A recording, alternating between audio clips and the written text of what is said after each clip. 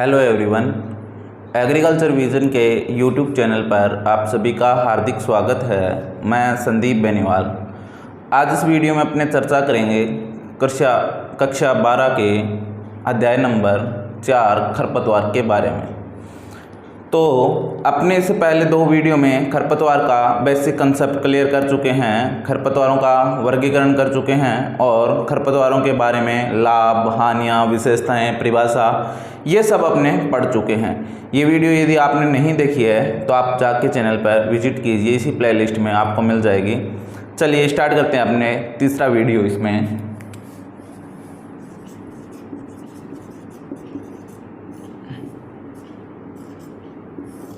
खरपतवार या वीड, जिसको इंग्लिश में बोला जाता है बेटा वीड, क्या होता है खरपतवार ये अपने पढ़ लिया था। अब अपने 2 टॉपिक्स रहे हैं खरपतवार नियंत्रण,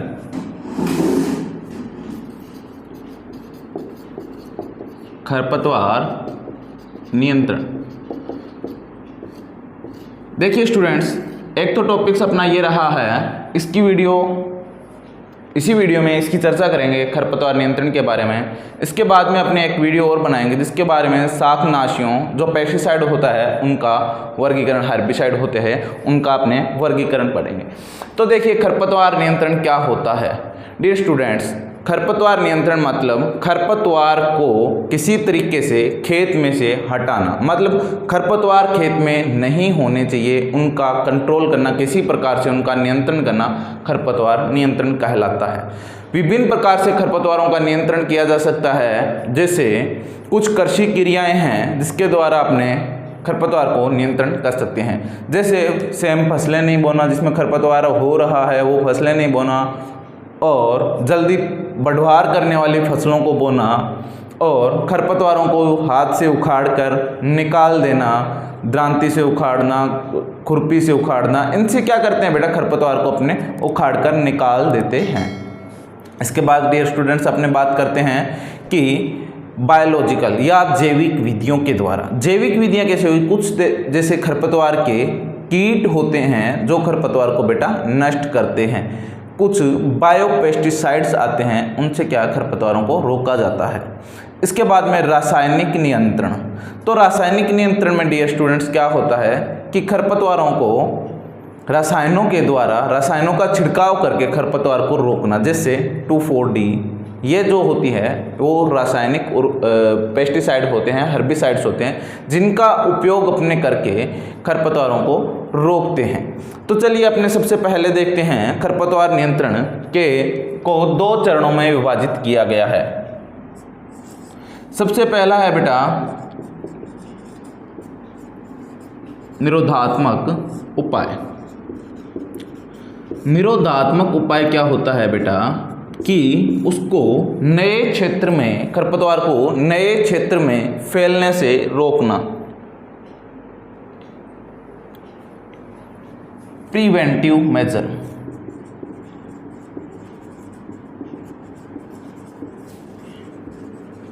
प्रिवेंटिव मेजर मतलब खरपतवारों को नए क्षेत्रों में जाने से रोकना, नए क्षेत्र में विस्तार से खरपतवारों को रोकना।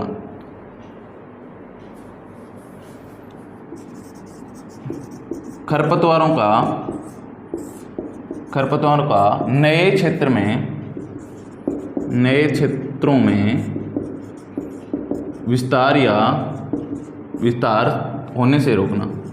विस्तार होने से रोकना क्या कहलाता है बेटा, निरोधात्मक उपाय कहलाता है या निरोधी उपाय कहलाता है। मतलब नए क्षेत्रों में अपने खरपतवारों को नहीं जाने देते हैं। तो डियर स्टूडेंट्स, ये किस किस प्रकार पॉसिबल होता है कि अपने नए क्षेत्रों में खरपतवारों को ना जाने दिया जाए। तो ये किस किस प्रकार पॉसिबल होता है अपने नोट करते हैं। जो पानी का स्रोत होता है, पानी के स्रोत से खरपतवार हटाकर, अब डियर स्टूडेंट्स, पानी के स्रोत से खरपतवार हटाकर अपने कैसे कर सकते हैं? जैसे कोई नहर या नाली आ रही है, उससे क्या है, पानी आ रहा है, उसके ऊपर जो खरपतवार होंगे उनके बीज पानी में मिक्स होकर खेत तक पहुंच सकते हैं। तो ये काम अपने नहीं करेंगे, खरपतवार जो है उसको पानी के स्रोत से हटा देंगे। दूसरा, अपने शुद्ध बीजों का उपयोग करके, शुद्ध बीजों का उपयोग, बीजों का उपयोग। अब शुद्ध बीजों का उपयोग से क्या मतलब है कि जिस बीज में खरपतवारों की मात्रा उपस्थित नहीं हो, खरपतवार के बीज नहीं हो, उस बीज का अपने क्या करेंगे बेटा, इसमें खेत में बुआई के लिए उपयोग करेंगे। उसके बाद में देखते हैं अपने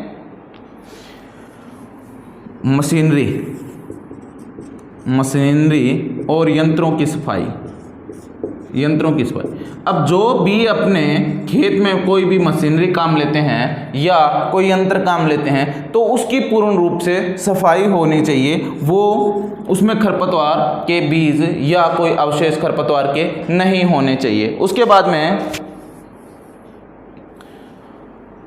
पौधे, जो पौध लगाते हैं, पौध की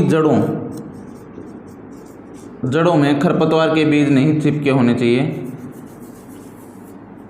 जड़ों को साफ करके, साफ मतलब डियर स्टूडेंट्स उसको मिट्टी हटाना नहीं होता है, मतलब उसमें खरपतवार के बीज नहीं चिपके हुए होने चाहिए। उसके बाद अपने देखते हैं पशुओं के चारे में, पशुओं के चारे में बीजों का कम उपयोग करें, बीजों वाले खरपतवार का उपयोग ना करें। अब यदि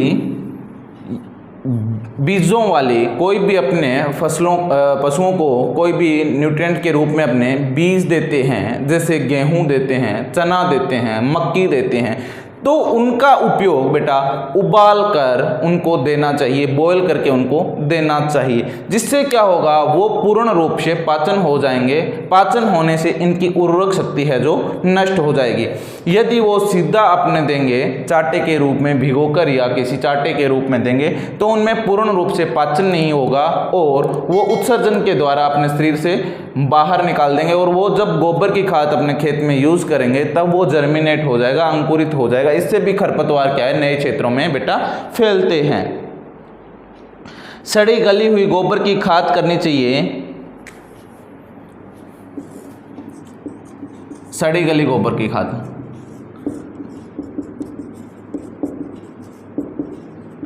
अब गोबर की खाद जब अपने उपयोग करते हैं तो वो पूर्ण रूप से बेटा सड़ी हुई गली हुई होनी चाहिए, नहीं तो क्या होता है कि उसमें जर्मिनेट हो सकते हैं बीज, उससे क्या खरपतवारों को बढ़ावा मिलता है। दूसरी बात, पशुओं को खरपतवार वाले स्थानों से नहीं गुजारना चाहिए,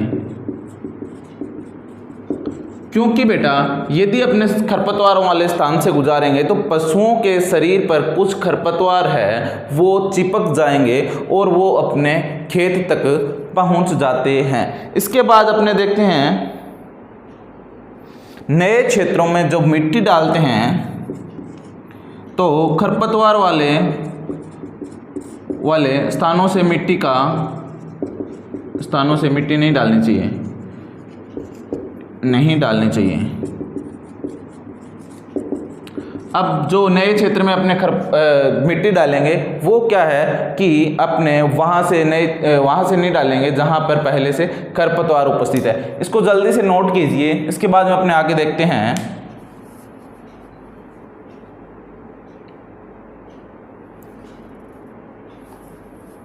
लिख लिया होगा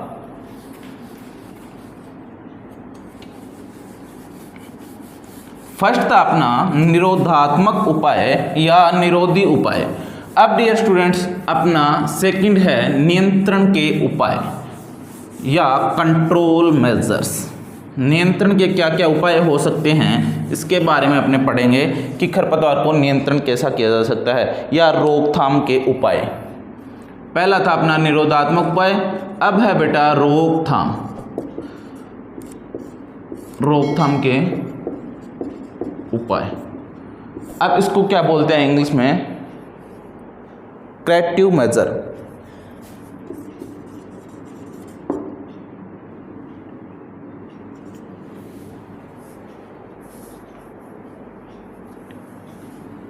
करेक्टिव मेजर, करेक्टिव मेजर बोलते हैं इसको। अब इसमें अपने डियर स्टूडेंट्स देखते हैं कि रोकथाम के उपाय। रोकथाम मतलब होने के बाद में रोकना। होने के बाद में रोकना क्या कहलाता है बेटा? रोकथाम। जैसे अपने कि हो गई कोई चीज, उसके बाद में उसको रोकते हैं, वो क्या कहलाता है? रोकथाम कहलाता है। ठीक है, तो इसमें अपने दो चीजें पढ़ते हैं बेटा। एक तो है उन्मूलन। उन्मूलन, उन्मूलन को क्या बोलते हैं? इरेडिकेशन।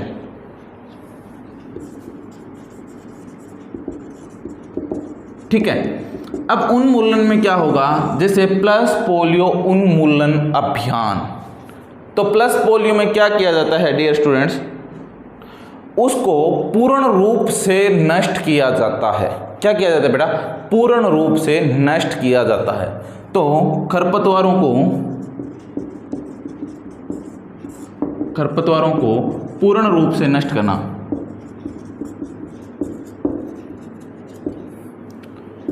पूर्ण रूप से नष्ट करना निरोधात्मक रोकथाम के उपाय में उन्मूलन में आता है। खरपतवारों को पूर्ण रूप से नष्ट करना उन्मूलन कहलाता है, इरेडिकेशन कहलाता है। फिर आता है बेटा बी नंबर में नियंत्रण यानी कंट्रोल। कंट्रोल। अब डियर स्टूडेंट्स ये कंट्रोल क्या होता है? अब खरपतवारों को अलग अलग विधियों के द्वारा खेत में इतना कम कर देना कि वो अपने को नुकसान ना पहुंचाए, वो कहलाता है बेटा नियंत्रण। खरपतवारों को इतना कम कर देना कि फसलों को नुकसान ना पहुंचाए।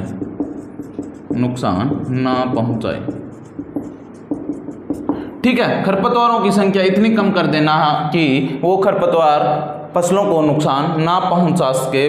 ठीक है, तो ये किस किस तरीके से किया जाता है? अनेक विधियां होती है बेटा। सबसे पहले अपने देखते हैं कृषि की विधियां, कृषि विधियां, एग्रीकल्चर मेथड। दूसरा डियर स्टूडेंट्स अपने देखते हैं कि यांत्रिक और भौतिक विधियां, यांत्रिक और भौतिक विधियां। और तीसरा इसके बाद में अपने देखते हैं रासायनिक विधियां।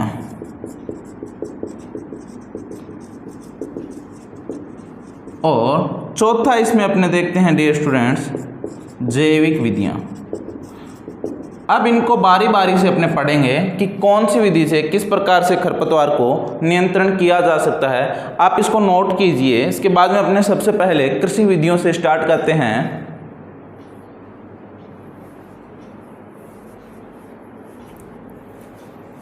कौन कौन सी कृषि विधियां हैं जो खरपतवार नियंत्रण में काम आती है? नोट कर लिया होगा।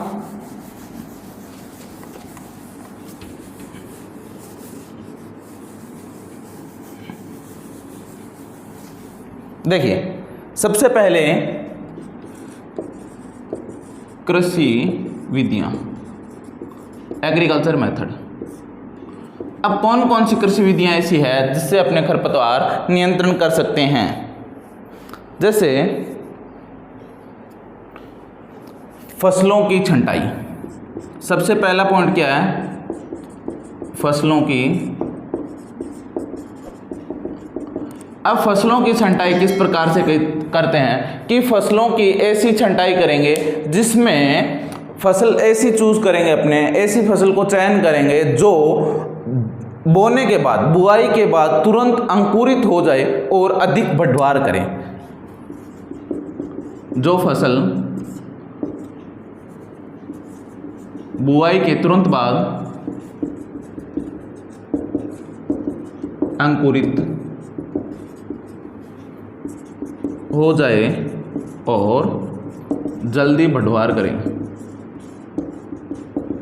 जल्दी बढ़वार करें। ऐसी फसल का आपने क्या करेंगे बेटा, चुनाव करेंगे। फसल हो वो कम समय में जड़ों की वृद्धि व विकास करें। अब जड़ों की वृद्धि व विकास कर लेगी तो जमीन से खरपतवारों की तुलना में अधिक अवशोषण करेगी पोषक तत्वों और नमी का, जिससे उसका पौधे का विकास जल्दी होगा, अच्छा होगा। अब कटाई के बाद जो चारे वाली फसलें होती है वो कटाई के बाद पुनः जल्दी बढ़वार करने वाली हो। अब कटाई के बाद पुनः जल्दी क्या हो जाना चाहिए, उसमें बढ़वार हो जानी चाहिए, नहीं तो क्या है, खरपतवार उग जाते हैं। इसके बाद में फसल कम समय में पककर तैयार होने वाली हो, कम समय में पकने वाली हो, पककर तैयार। अब जो फसल कम समय में पक के तैयार हो जाएगी खरपतवार, उसमें क्या होंगे बेटा, कम होंगे। फसल पर कीट व रोगों का प्रकोप कम हो। अब कीट व रोगों का प्रकोप कम होगा तो पौधा अच्छी ग्रोथ करेगा तो खरपतवारों को अपने नीचे दबा लेगा। ठीक है, तो इसलिए कीट व रोगों का प्रकोप कम होना चाहिए।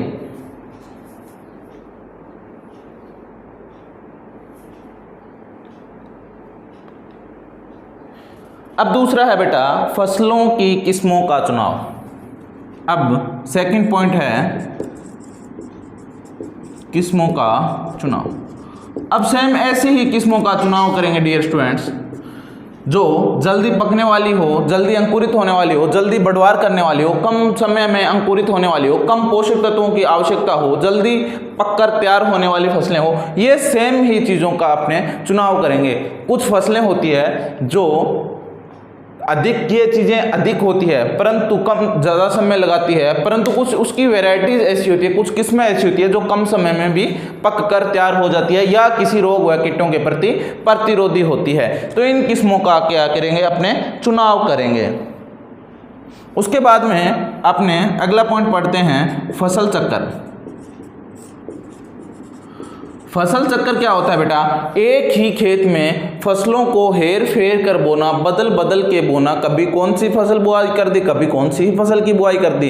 तो इससे क्या होता है, मृदा की उर्वरक शक्ति बनी रहती है और खरपतवार भी नियंत्रण होता है। तो इससे खरपतवार कैसे नियंत्रण होता है, जैसे अपने मान लो कि गेहूं की बुआई करते हैं, प्रत्येक सीजन में अपने गेहूं की बुआई करते हैं और दूसरे सीजन में अपने गवार की बुआई करते हैं। यानी कि रबी के सीजन में तो गेहूं की बुआई करेंगे और खरीफ के सीजन में गवार की बुआई करेंगे। अब जो गेहूं के सीजन में जो खरपतवार आते हैं तो वो रेसिस्टेंट हो जाएंगे कि गेहूं की बुआई करेंगे तो गेहूं के साथ जो खरपतवार उगते हैं वो सारे उग जाएंगे। इसलिए यहाँ पे अपने को क्या करना चाहिए बेटा, अगले साल चने की फसल बोनी चाहिए और यहाँ पे जवार। ठीक है, फिर तीसरे साल फिर अपने रोटेशन चेंज कर देते हैं, यहाँ पे सरसों कर देते हैं और यहाँ पे क्या कर देते हैं बेटा, कपास कर देते हैं। इस प्रकार से फसलों को हेर फेर कर अदल बदल कर बोना फसल चक्कर कहलाता है, जिससे क्या होता है बेटा, खरपतवार भी कम लगते हैं और जो फसल चक्कर में दलहनी फसलें होती है जैसे चना, इससे क्या होता है, भूमि की उर्वरता शक्ति बनी रहती है। ठीक है, तो ये अपने को काम करना चाहिए। अब अगला है फसलों के बोने का समय। फोर्थ पॉइंट, फसलों के बोने का समय। अब फसलों के बोने के समय में क्या होता है, थोड़ा सा चेंज कर देना चाहिए, या तो थोड़ी सी आगत बीज देनी चाहिए या थोड़ी सी पाछत बीज देनी चाहिए, यानी मतलब अगेती बीज देनी चाहिए या थोड़ी सी क्या देनी चाहिए, पछेती बीज देनी चाहिए। अब अगेती और पछेती बीजेंगे तो उससे क्या होगा, जब तक वो खरपतवार का सीजन आएगा, जब खरपतवार अंकुरित होंगे उससे पहले अपनी फसल की बढ़वार अच्छी हो चुकी होगी अगेती बीजेंगे तो। यदि अपने पछेती बीजेंगे तो पहले ही क्या खरपतवार निकल जाएंगे तो उसको क्या है अपने कल्टीवेट कर देंगे, सोइल में दबा देंगे, जुताई करके सोइल में दबा देंगे। उसके बाद में अपने क्या कर देते हैं, फसलों की बुआई कर देते हैं। थोड़ा सा समय में परिवर्तन हो जाता है। इसके बाद अपने देखते हैं बीज दर, बीज दर एवं पौधों की आपसी दूरी, पौधों की आपसी दूरी। अब क्या होता है बेटा, बीज दर का थोड़ा सा अपने अधिक उपयोग करते हैं। अधिक उपयोग करेंगे तो क्या होगा, कुछ बीज है जो अंकुरित नहीं होंगे तो वहां पे स्पेस रह जाएगा। तो स्पेस में क्या है, खरपतवार अपना स्थान जमा लेते हैं, उग जाते हैं। ठीक है, इसी प्रकार यदि पंक्ति से पंक्ति या पौधे से पौधे की बीच की दूरी यदि अधिक होगी तो क्या होगा बेटा, खरपतवार बीच की दूरी में खरपतवार उग जाएगा, जिससे क्या होगा बेटा कि अपने खरपतवार अधिक होगा। तो पौधों से पौधों की दूरी व लाइन की दूरी कम रखनी चाहिए, वह बीज दर अधिक रखनी चाहिए। उसके बाद में अंतरासस्यन, अपने को क्या करना चाहिए बेटा, अंतरासस्यन। अंतरासस्यन क्या होता है बेटा, इंटरक्रॉपिंग क्या होता है, अंतरासस्यन होता है कि यदि कोई फसल ऐसी है जिसकी बीज की दूरी अधिक रखनी पड़ेगी अपने को, जैसे कपास बेटा, कपास में अपने को 3 से 4 फुट 5 फुट तक की दूरी रखनी पड़ती है। ठीक है, तो उसमें क्या है कि बीच में खरपतवार ना हो, इसके लिए अपने क्या करते हैं बेटा, कुछ अन्य फसलों को उसके साथ में लगा देते हैं। जैसे कुकुरबिटेसी कुल की फसलों को लगा देते हैं, सब्जियों को लगा दिया जाता है, सब्जियों को लगा दिया जाता है। किस में बेटा, कपास के अंदर सब्जियों को लगा दिया जाता है। तो ये क्या होगी बेटा, अंतरासस्यन क्रिया होगी, जिसके कारण खरपतवार कम होंगे, क्योंकि खरपतवारों को उगने के लिए स्पेस नहीं मिलेगा। उसके बाद में मृदा उर्वरकता, इसके बाद क्या होता है बेटा, मृदा उर्वरता। अब मृदा उर्वरता यदि अच्छी होगी, मृदा उर्वरता यदि अच्छी होगी तो फसलों का विकास अच्छा होगा, फसलें अच्छी बढ़वार करेगी, जड़ों की अच्छी ग्रोथ करेगी। तो क्या होगा बेटा, खरपतवारों को उगने का टाइम नहीं मिलेगा, उनको स्पेस नहीं मिलेगा। ठीक है, तो ये फसलें हो जो दबा लेगी। अब यदि बस मृदा में अच्छी उर्वरता है, मतलब मृदा में अच्छे पोषक तत्व है, अच्छी उर्वर मृदा है, तो क्या होंगे, खरपतवारों को भी तो वही मिलेंगे। तो क्या होते हैं, खरपतवार भी अधिक होते हैं। इसलिए पहले फसलों की बुआई करके थोड़ा सा समय में परिवर्तन करके या वेराइटीज का अलग करके या फसलों को अलग करके अपने क्या होता है, अच्छी मृदा उर्वरकता का फायदा उठा सकते हैं। उसके बाद मृदा पीएच। अब डियर स्टूडेंट, मृदा पीएच का क्या प्रभाव पड़ता है, फसलें हमेशा क्या होती है बेटा, न्यूट्रल पीएच पर अधिक होती है, उदासीन पीएच पर अधिक होती है। तो फसलों का पीएच मान है वो मृदा का पीएच मान है वो परिवर्तन करके अपने फसलों की बढ़वार को तेजी दे सकते हैं, तेजी से फसलों की बढ़वार की जा सकती है। ठीक है, ये है बेटा कृषि विधियां, इसको आप नोट कर लीजिए। इसके बाद अपने देखेंगे यांत्रिक विधियां।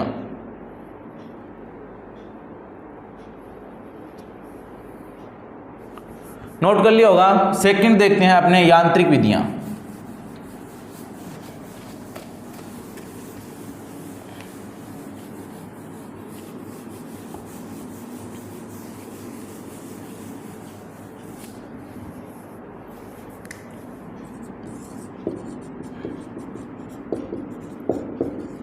यांत्रिक विधियां,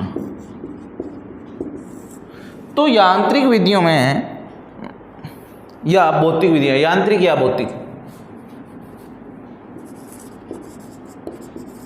फिजिकल या अपने मैकेनिकल बोल सकते हैं। तो फिजिकल मतलब अपने हाथ से कार्य करके अपने, या मैकेनिकल किसी मशीनरी का यूज करके अपने खरपतवारों को हटाना होता है।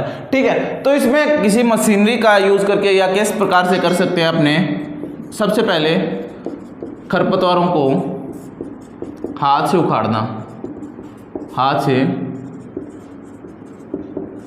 उखाड़ना। अब खरपतवारों को अपने क्या करते हैं डियर स्टूडेंट्स, हाथ से उखाड़ देते हैं। जब भूमि में नमी उचित हो तो खरपतवार को अपने नीचे से पकड़ के हाथ से उखाड़ के जड़ सहित बाहर निकाल देते हैं। ठीक है, उसके बाद में निराई गुड़ाई करना। क्या होता है, निराई गुड़ाई करना। अब निराई गुड़ाई क्या होता है बेटा, खुरपी या फावड़े आदि से।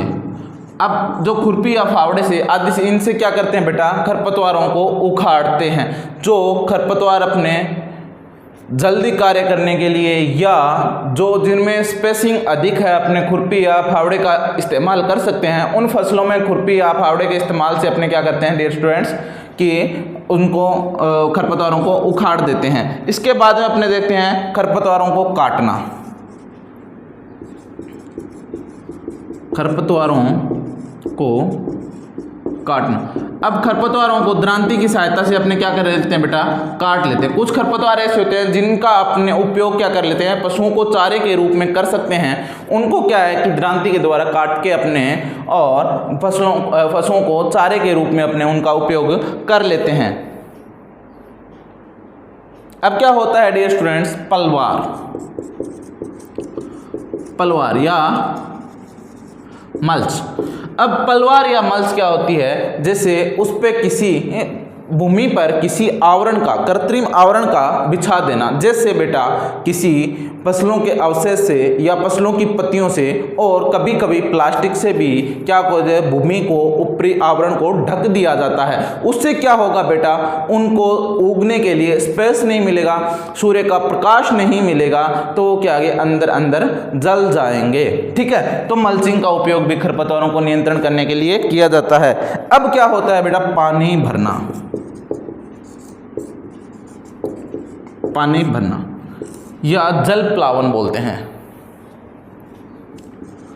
जल प्लावन। अब पानी क्या होता है, जो कम पानी चाहने वाले खरपतवार होते हैं, कम पानी चाहने वाले जिनको कम पानी की आवश्यकता होती है, उन खरपतवारों में क्या करते हैं बेटा, अपने पानी भर देते हैं, खूब सारा पानी भर देते हैं, खेत को पानी से भर देते हैं, तो वो क्या होंगे, ऑटोमेटिक पानी में जलकर नष्ट हो जाएंगे। उसके बाद में सूखा छोड़ना, इसका एग्जाम्पल है जैसे बेटा नागफनी, झड़बेरी, इनको क्या पानी की कम आवश्यकता है तो इनको पानी से भर देंगे तो ये नष्ट हो जाएंगे। अब सूखा छोड़ना, जो जलीय क्षेत्र के खरपतवार है, जल में उगते हैं, जल के बिना नहीं रह सकते, उनको क्या करते हैं बेटा, सूखा छोड़ देते हैं। सूखा छोड़ेंगे तो वो अपने आप नष्ट हो जाएंगे। फॉर एग्जाम्पल जलकुंभी को क्या करेंगे बेटा, सूखा छोड़ देंगे तो वो अपने आप नष्ट हो जाएगी। इसके बाद जलाना, फिर क्या होता है बेटा, जलाना।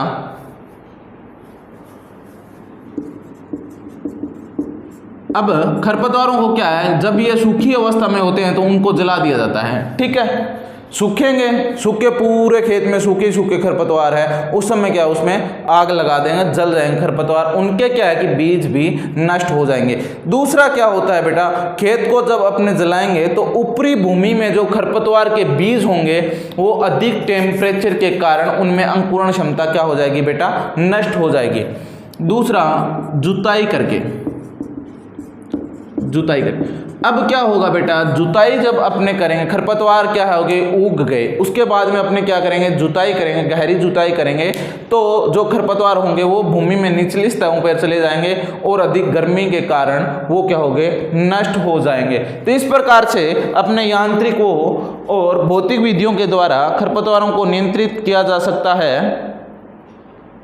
इसके बाद में अपने पढ़ते हैं रासायनिक विधियां। नोट कीजिए इसको,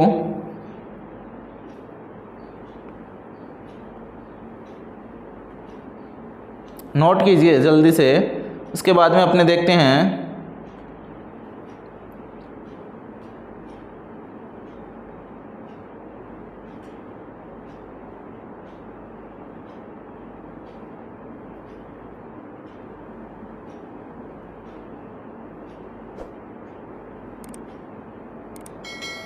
हाँ जी, दो विधियां आपने देख ली थी, तीसरी देखते हैं अपने रासायनिक विधियां।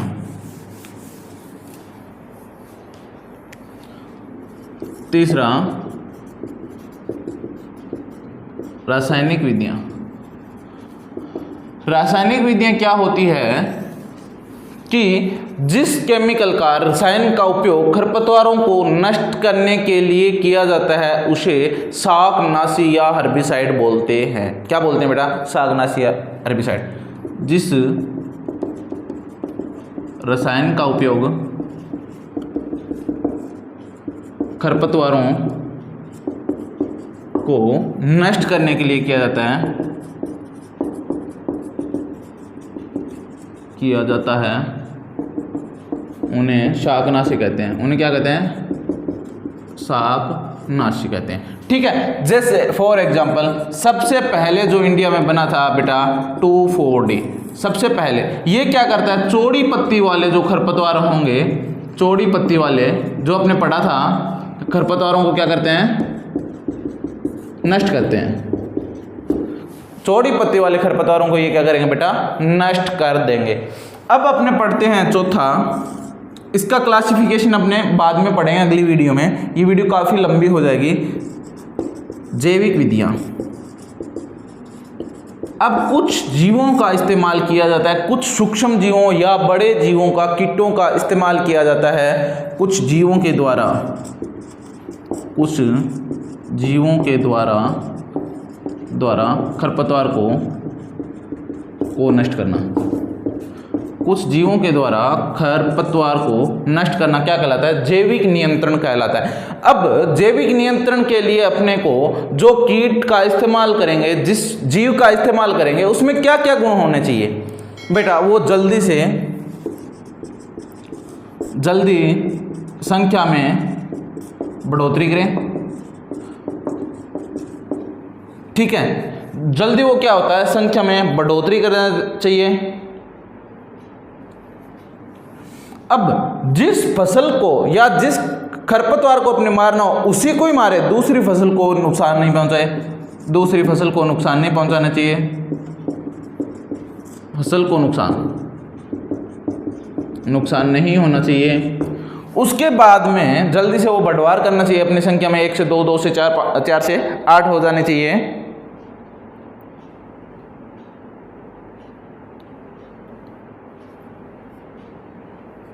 अब क्या होना चाहिए? नए